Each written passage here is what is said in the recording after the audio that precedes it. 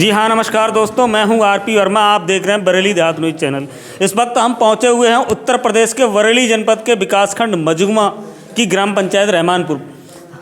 रात्रि का 8 बज चुका है। आप देख रहे हैं बड़ी संख्या में यहाँ पर ग्रामीण हैं जो कि धरना प्रदर्शन पर बैठे हुए हैं। आप सामने देख रहे हैं जो ग्राम प्रधान हैं उनके साथ काफ़ी संख्या में यहाँ पर ग्रामीण धरना प्रदर्शन पर बैठे हुए हैं। आइए हम कुछ ग्रामीण हैं उनसे आपकी बातचीत कराते हैं, आखिर क्या वजह है उनके लिए धरना प्रदर्शन पर बैठना पड़ा है। देखिए काफ़ी संख्या में यहाँ पर रात्रि का समय है और ग्रामीण भी यहाँ पर धरना प्रदर्शन पर बैठे हुए। जी क्या नाम है? मेरा नाम सनी कुमार है। जी हम लोग अनिश्चित काल के लिए भूख हड़ताल पर बैठे हुए हैं। यहाँ पर माननीय प्रधान जी विद्याराम मौर्य जी बैठे हुए हैं। जब तक हमारी कोई समस्या का समाधान नहीं होगा तब तक हम अनिश्चित काल के लिए भूख हड़ताल पर ऐसे ही बैठे रहेंगे। हमारी कई समस्याएं लिखित में प्रधान जी के पास हैं, बहुत सारी समस्याएं हैं, परंतु एक समस्या है सबसे पहले पानी के लिए।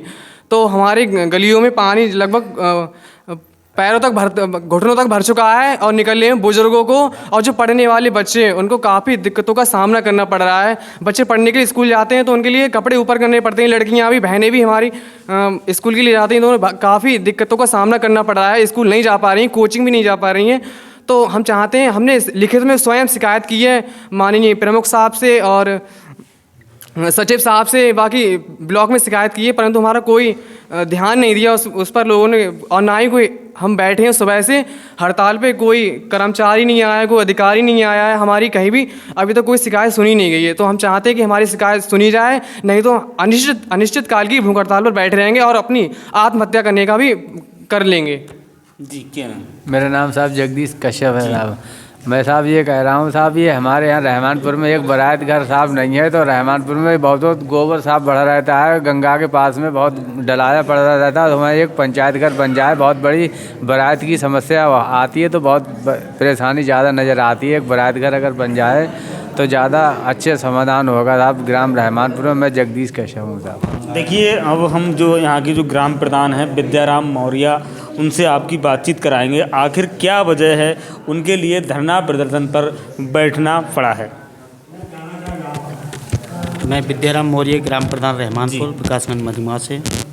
प्रधान जी, जैसा कि काफ़ी संख्या में यहाँ पर जो ग्रामीण हैं आपके साथ धरना प्रदर्शन पर बैठे हुए हैं, तो ये आपका जो धरना प्रदर्शन है कब से शुरू हुआ है?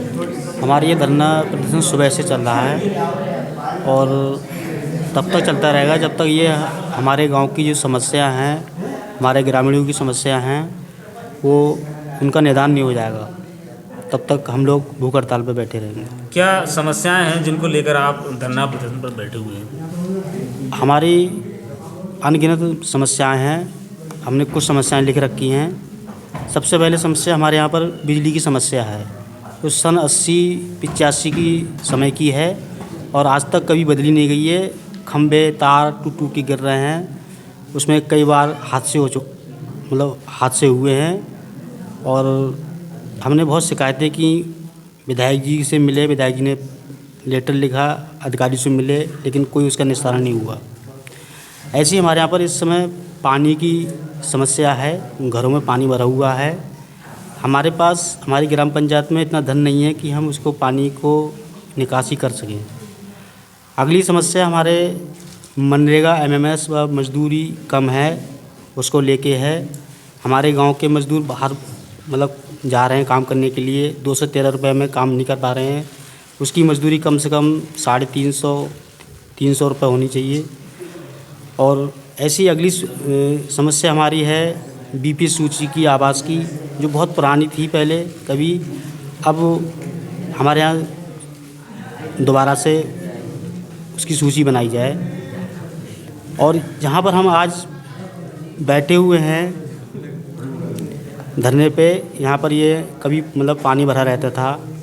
यहाँ पर खेत था किसी का, उन्होंने पंचायत घर के लिए हमारे यहाँ पर इसके लिए दान किया और वो बहुत गरीब व्यक्ति हैं। हम सरकार से मांग करते हैं कि उन गरीब व्यक्तियों के लिए इंदिरा आवास दिए जाए। अगली समस्या हमारे यहाँ पर यह है कि हमारे यहाँ पर प्राचीन समय से शिब्बू महाराज के नाम से मेला, रामलीला का आयोजन होता है। हमारे यहाँ पर उसके लिए ज़मीन खाली पड़ी हुई है, वहाँ पर एक बाज़ार का आयोजन अगर सरकार प्रदान कर दे तो मेला और गांव की तरक्की होगी। अगली समस्या प्रधानों के संबंधित हम लोगों की है कि हमारा जो मानदेय है 5,000 से बढ़ा के 20,000 किया जाए। ऐसे ही प्रधान एक ऐसी कड़ी होता है, सबसे निम्न स्तर की कड़ी होता है, लेकिन हारने के बाद उसे सब भूल जाते हैं। विधायक, एमएलसी, सांसद, इन सब की पेंशन होती है, लेकिन प्रधान की कोई पेंशन नहीं होती है। हमारी ये मांग है कि प्रधान ही मतलब प्रधान का भी कोई एक पेंशन होनी चाहिए, उसका एक नियम कानून बनना चाहिए।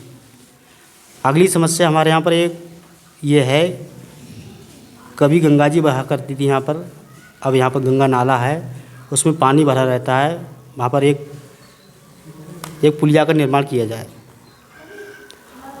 और हमारे गांव में अधिकतर कच्ची गलियां हैं, बहुत नालियां बननी हैं, बहुत पिछड़ा हुआ गांव है। जिस हिसाब से जो पैसा आता है वो बहुत कम आता है। हमारे गांव में उसकी धनराशि बढ़ाई जाए। और हमारे गांव में एक पंचायत घर के अलावा मतलब बारात घर दिया जाए। हमारे यहाँ पर बहुत बड़ी समस्या है ये, और लोगों के लिए बहुत समस्या होती है। इसलिए हम सरकार से मांग करते हैं कि हमारी ये समस्या हैं, इनका निदान करें, और हमें उम्मीद है कि सरकार हमारी समस्या सुनेगी और निदान करेगी। प्रधान जी, जैसा कि आप भारतीय जनता पार्टी के कार्यकर्ता हैं और पिछले समय भी भारतीय जनता पार्टी की सरकार थी, इस वक्त भी भारतीय जनता पार्टी की सरकार है, और यहाँ से जो आप जिस विधानसभा में आपका गांव पड़ता है वहाँ भी भारतीय जनता पार्टी के विधायक हैं, तो आपने उनसे अपनी समस्याओं को लेकर ग्रामीणों ने या आपने कोई अपनी बात रखी? हाँ, विधायक जी से हम मिले। विधायक जी ने कहा कि हम कराएंगे। कुछ समस्याओं को लेके लिए उनने पैड लिखे, हम अधिकारियों से मिले। अधिकारियों ने कि कल होगा, कि आगे होगा, कि पैसा नहीं है, बहुत सारी समस्या बताई उन्होंने, लेकिन हमारी कोई समस्या का समाधान नहीं हुआ। इसके बाद हम इस समय जो समस्या है, बहुत ज़्यादा समस्या हो गई, तब हम जाके धरने पे बैठे हैं। और जब तक हमारी ये समस्या हल नहीं होंगी तब तक हम धरना ख़त्म नहीं करेंगे। अभी तो हमने सिर्फ भूख हड़ताल की है, हम फिर बाद में अन्न जल का त्याग भी करेंगे। प्रधान जी, जैसा कि भारतीय जनता पार्टी द्वारा बड़े बड़े दावे किए जाते हैं कि गांव में हम चौमुखी विकास को लेकर बहुत पर्याप्त मात्रा में पैसा दे रहे हैं, और लगातार जैसा कि पिछले पंचवर्षीय में भारतीय जनता पार्टी की सरकार थी, वर्तमान में भी भारतीय जनता पार्टी की सरकार है, तो आपके जो गाँव की समस्याएँ हैं उनके लिए आप किसे दोषी ठहराते हैं? हमारे गांव में जो विकास के स्तर से हमारा गांव जो पीछे रह गया है, ये पुरानी सरकारें रही हैं, हम उन्हीं को ठहराएंगे। और हमारे गांव के जो प्रधान रहे हैं उन्होंने ध्यान नहीं दिया या पैसा नहीं आया, उसके लिए जिम्मेदार तो मतलब सरकार ही होंगी। और अभी की जो हाल की स्थिति है, हमें उम्मीद है कि सरकार हमारी मांगों को सुन के विकास कराएगी, और सरकार ने विकास कराया है। अब तक जब से बीजेपी की सरकार आई है तब से विकास की दर बढ़ी है। प्रधान जी, जैसा कि आप सुबह से ग्रामीणों के साथ भूख हड़ताल पर बैठे हुए हैं, तो अभी तक अधिकारियों में कौन कौन आपसे, या स्वास्थ्य विभाग का कोई अधिकारी, कितने लोग अभी तक आपके पास मिलने आए हैं? अभी तक हमारे पास कोई नहीं आया है।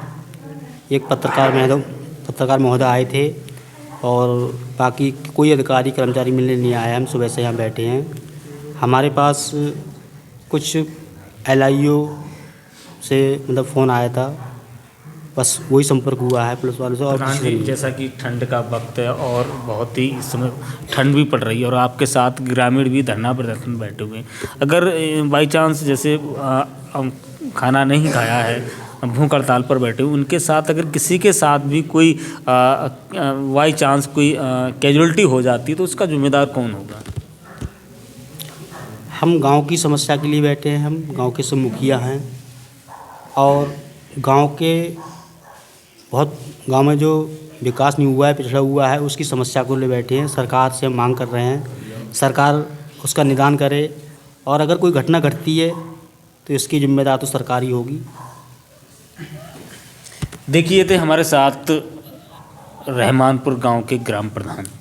इनका कहना है कि जब तक हमारे गांव की जो समस्याएं हैं उनका निदान नहीं होगा तब तक मैं ग्रामीणों के साथ भूख हड़ताल पर बैठा रहूँगा।